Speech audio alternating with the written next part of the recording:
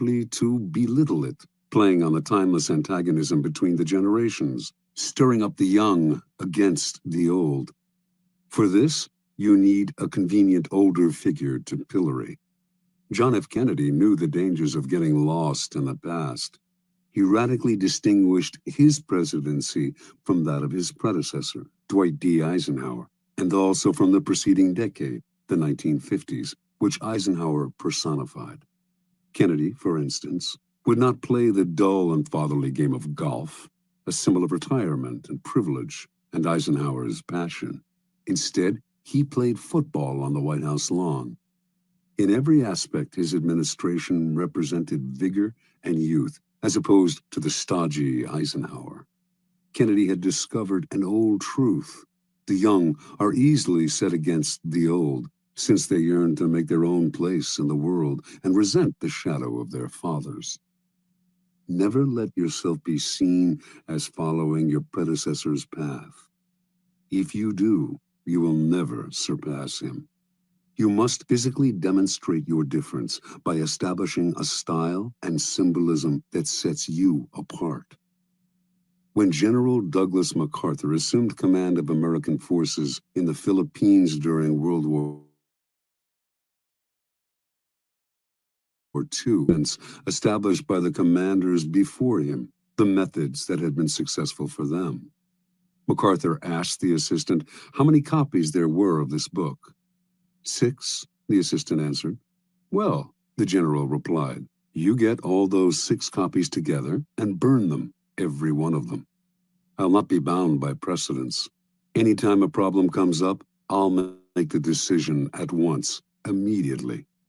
Adopt this ruthless strategy toward the past. Burn all the books and train yourself to react to circumstances as they happen.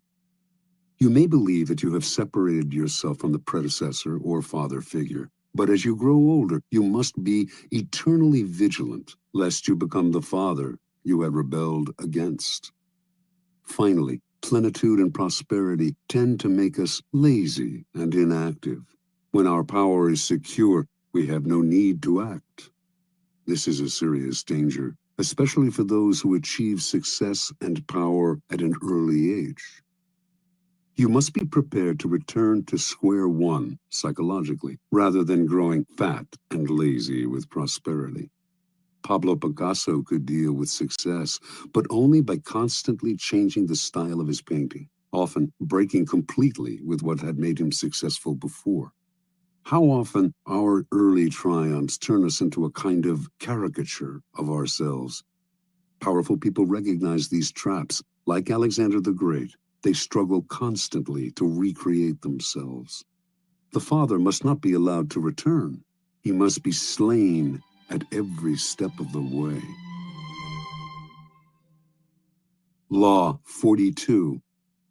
Strike the shepherd and the sheep will scatter. Judgment. Trouble can often be traced to a single strong individual, the stirrer, the arrogant underling, the poisoner of goodwill. If you allow such people room to operate, others will succumb to their influence. Do not wait for the troubles they cause to multiply. Do not try to negotiate with them. They are irredeemable. Neutralize their influence by isolating or banishing them. Strike at the source of the trouble, and the sheep will scatter. Observance of the law. Near the end of the 6th century BC, the city-state of Athens overthrew the series of petty tyrants who had dominated its politics for decades. It established instead a democracy that was to last over a century, a democracy that became the source of its power and its proudest achievement. But as the democracy evolved, so did a problem the Athenians had never faced: how to deal with those who did not concern themselves with the cohesion of a small city surrounded by enemies, who did not work for its greater glory, but thought of only themselves and their own ambitions and petty intrigues. The Athenians understood that these people, if left alone, would sow dissension, divide the city into factions, and stir up anxieties, all of which could lead to the ruin of their democracy. Violent punishment no longer suited the new, civilized order that Athens had created. Instead, the citizens found another, more satisfying and less brutal way to deal with the chronically selfish. Every year, they would gather in the marketplace and write on a piece of earthenware, an ostrakon, the name of an individual they wanted to see banished from the city for 10 years. If a particular name appeared on 6,000 ballots, that person would instantly be exiled. If no one received 6,000 votes, the person with the most ostraka recording his name would suffer the 10-year ostracism. This ritual expulsion became a kind of festival. What a joy to be able to banish those irritating, anxiety-inducing individuals who wanted to rise above the group they should have served. In 490 BC, Aristides, one of the great generals of Athenian history, helped defeat the Persians at the Battle of Marathon. Meanwhile, off the battlefield, his fairness as a judge had earned him the nickname the Just. But as the years went by, the Athenians came to dislike him. He made such a show of his righteousness, and this, they believed, disguised his feelings of superiority and scorn for the common folk. His omnipresence in Athenian politics became obnoxious. The citizens grew tired of hearing him called the Just. They feared that this was just the type of man, judgmental, haughty, who would eventually stir up fierce divisions among them. In 482 BC, despite Aristides' invaluable expertise in the continuing war with the Persians, they collected the ostraka and had him banished. After Aristides' ostracism, the great general Themistocles emerged as the city's premier leader, but his many honors and victories went to his head, and he too became arrogant and overbearing, constantly reminding the Athenians of his triumphs in battle, the temples he had built, the dangers he had fended off. He seemed to be saying that without him, the city would come to ruin. And so, in 472 BC, Themistocles' name was filled in on the ostraka, and the city was rid of his poisonous presence. The greatest political figure in 5th century Athens was undoubtedly Pericles. Although several times threatened with ostracism, he avoided that fate by maintaining close ties with the people. Perhaps he had learned a lesson as a child from his favorite tutor, the incomparable Damon, who excelled above all other Athenians in his intelligence, his musical skills, and his rhetorical abilities. It was Damon who had trained Pericles in the arts of ruling, but he too suffered ostracism, for his superior airs and his insulting manner toward the commoners stirred up too much resentment. Toward the end of the century, there lived a man named Hyperbolus. Most writers of the time describe him as the city's most worthless citizen. He did not care what anyone thought of him, and slandered whomever he disliked. He amused some, but irritated more. In 417 BC, Hyperbolus saw an opportunity to stir up anger against the two leading politicians of the time, Alcibiades and Nicias. He hoped that one of the two would be ostracized and that he would rise in that man's place. His campaign seemed likely to succeed. The Athenians disliked Alcibiades' flamboyant and carefree lifestyle and were wary of Nicias's wealth and aloofness. They seemed certain to ostracize one or the other, but Alcibiades and Nicias, although they were otherwise enemies, pooled their resources and managed to turn the ostracism on Hyperbolus instead. His obnoxiousness, they argued, could only be terminated by banishment. Earlier sufferers of ostracism had been formidable, powerful men. Hyperbolus, however, was a low buffoon, and with his banishment, the Athenians felt that ostracism had been degraded, and so they ended the practice that for nearly 100 years had been one of the keys to keeping the peace within Athens. Interpretation. The Athenians sensed the dangers posed by asocial behavior and saw how such behavior often disguises itself in other forms, the holier-than-thou attitude that silently seeks to impose its standards on others, overweening ambition at the expense of the common good, the flaunting of superiority, quiet scheming, terminal obnoxiousness. Some of these behaviors would eat away at the city's cohesion by creating factions and sowing dissension. Others would ruin the democratic spirit by making the common citizen feel inferior and envious. The Athenians did not try to re-educate people who acted in these ways, or to absorb them somehow into the group, or to impose a violent punishment that would only create other problems. The solution was quick and effective. Get rid of them. Within any group, trouble can most often be traced to a single source, the unhappy, chronically dissatisfied one who will always stir up dissension and infect the group with his or her ill ease. Before you know what hit you, the dissatisfaction spreads. Act before it becomes impossible to disentangle one strand of misery from another, or to see how the whole thing started. First, recognize troublemakers by their overbearing presence or by their complaining nature. Once you spot them, do not try to reform them or appease them. That will only make things worse. Do not attack them, whether directly or indirectly, for they are poisonous in nature and will work underground to destroy you. Do as the Athenians did. Banish them before it is too late. Separate them from the group before they become the eye of a whirlpool. Do not give them time to stir up anxieties and sow discontent. Do not give them room to move. Let one person suffer so that the rest can live in peace. Keys to power. In the past, an entire nation would be ruled by a king and his handful of ministers. Only the elite had any power to play with. Over the centuries, power has gradually become more and more diffused and democratized. This has created, however, a common misperception that groups no longer have centers of power, that power is spread out and scattered among many people. Actually, however, power has changed in its numbers, but not in its essence. There may be fewer mighty tyrants commanding the power of life and death over millions, but there remain thousands of petty tyrants ruling smaller realms and enforcing their will through indirect power gains, charisma, and so on. In every group, power is concentrated in the hands of one or two people, for this is one area in which human nature will never change. People will congregate around a single, strong personality like stars orbiting a sun. To labor under the illusion that this kind of power center no longer exists is to make endless mistakes, waste energy and time, and never hit the target.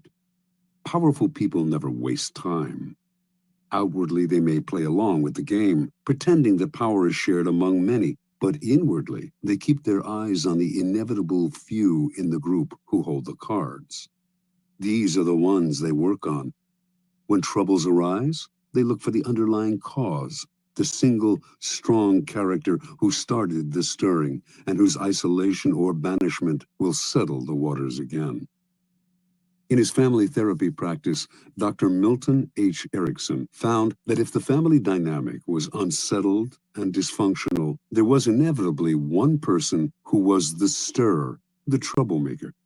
In his sessions, he would symbolically isolate this rotten apple by seating him or her apart from the others, if only by a few feet. Slowly, the other family members would see the physically separate person as the source of their difficulty. Once you recognize who the stirrer is, pointing it out to other people will accomplish a great deal. Understanding who controls the group dynamic is a critical realization. Remember, stirrers thrive by hiding in the group, disguising their actions among the reactions of others. Render their actions visible, and they lose their power to upset. Finally, the reason you strike at the shepherd is because such an action will dishearten the sheep beyond any rational measure. When Hernando Cortés and Francisco Pizarro led their tiny forces against the Aztec and Incan empires, they did not make the mistake of fighting on several fronts, nor were they intimidated by the numbers arrayed against them. They captured the kings Moctezuma and Atahualpa. Vast empires fell into their hands. With the leader gone, the center of gravity is gone. There is nothing to revolve around, and everything falls apart. Aim at the leaders, bring them down, and look for the endless opportunities in the confusion that will ensue.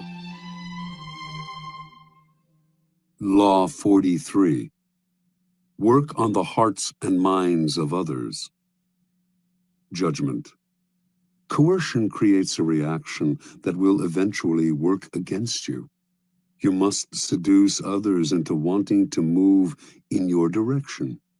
A person you have seduced becomes your loyal pawn, and the way to seduce others is to operate on their individual psychologies and weaknesses. Soften up the resistant by working on their emotions, playing on what they hold dear and what they fear.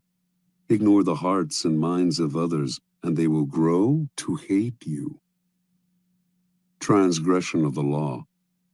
Near the end of the reign of Louis XV, all of France seemed desperate for change. When the king's grandson and chosen successor, the future Louis XVI, married the 15-year-old daughter of the Empress of Austria, the French caught a glimpse of the future that seemed hopeful. The young bride, Marie Antoinette, was beautiful and full of life. She instantly changed the mood of the court, which was rank with Louis XV's debaucheries. Even the common people who had yet to see her talked excitedly of Marie Antoinette. The French had grown disgusted with the series of mistresses who had dominated Louis XV, and they looked forward to serving their new queen. In 1773, when Marie Antoinette publicly rode through the streets of Paris for the first time, applauding crowds swarmed around her carriage. "How fortunate," she wrote her mother, "to be in a position in which one can gain widespread affection at so little cost." In 1774, Louis XV died, and Louis XVI took the throne. As soon as Marie became queen, she abandoned herself to the pleasures she loved the most, ordering and wearing the most expensive gowns and jewelry in the realm, sporting the most elaborate hair in history, her sculpted coiffures rising as much as 3 feet above her head, and throwing a constant succession of masked balls and fetes. All of these whims she paid for on credit, never concerning herself with the cost or who paid the bills. Marie Antoinette's greatest pleasure was the creation and designing of a private Garden of Eden at the Petit Trianon, a chateau on the grounds of Versailles with its own woods. The gardens at Petit Trianon were to be as natural as possible, including moss applied by hand to the trees and rocks. To heighten the pastoral effect, Marie employed peasant milkmaids to milk the finest-looking cows in the realm, launderers and cheesemakers in special peasant outfits she helped design, shepherds to tend sheep with silk ribbons around their necks. When the queen inspected the barns, she would watch her milkmaids squeezing milk into porcelain vases made at the Royal Ceramic Works. To pass the time, Marie would gather flowers in the woods around the Petit Trianon, or watch her good peasants doing their chores.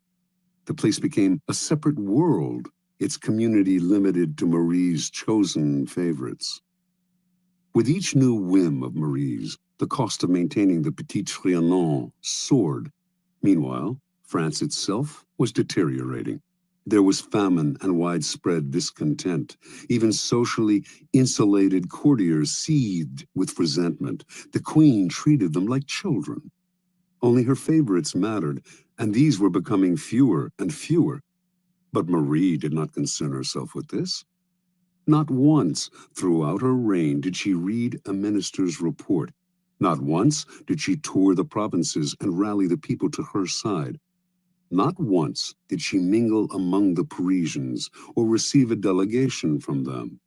She did none of these things because, as queen, she felt the people owed her their affection, and she was not required to love them in return.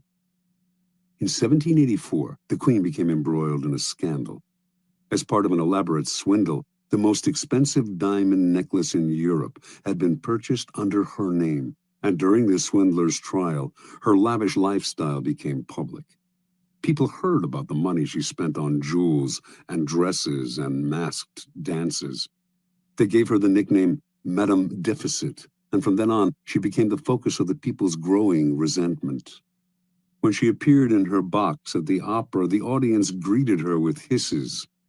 Even the court turned against her. For while she had been running up her huge expenditures, the country was headed for ruin.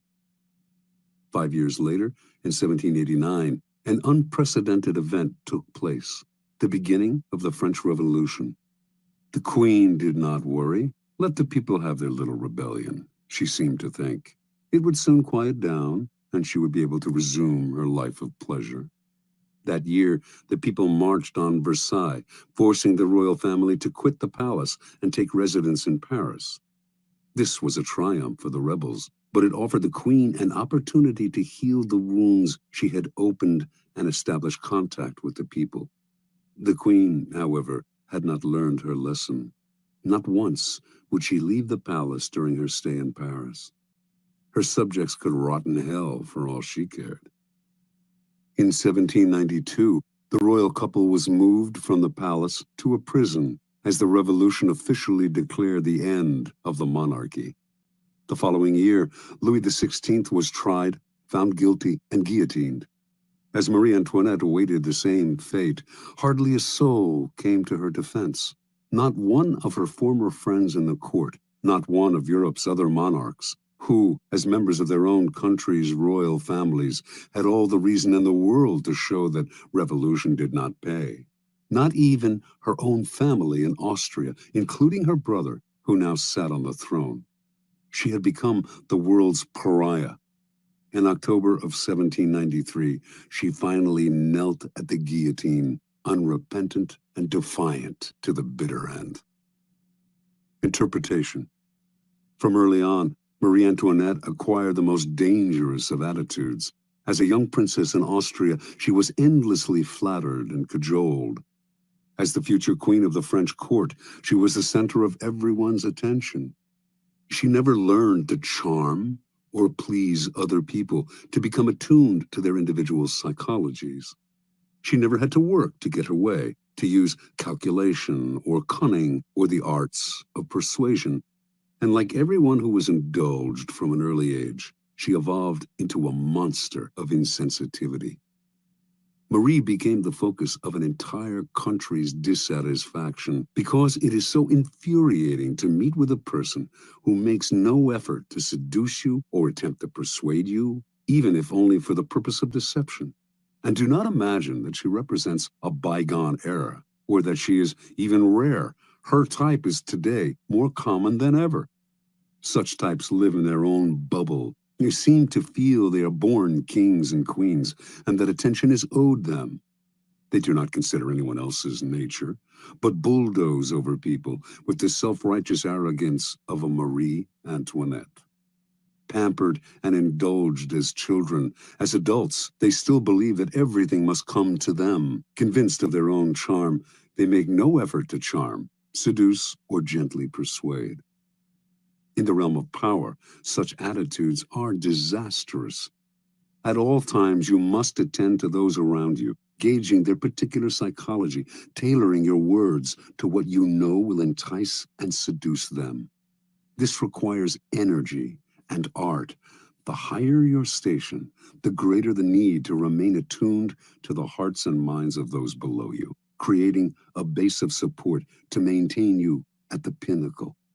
Without that base, your power will teeter, and at the slightest change of fortune, those below will gladly assist in your fall from grace.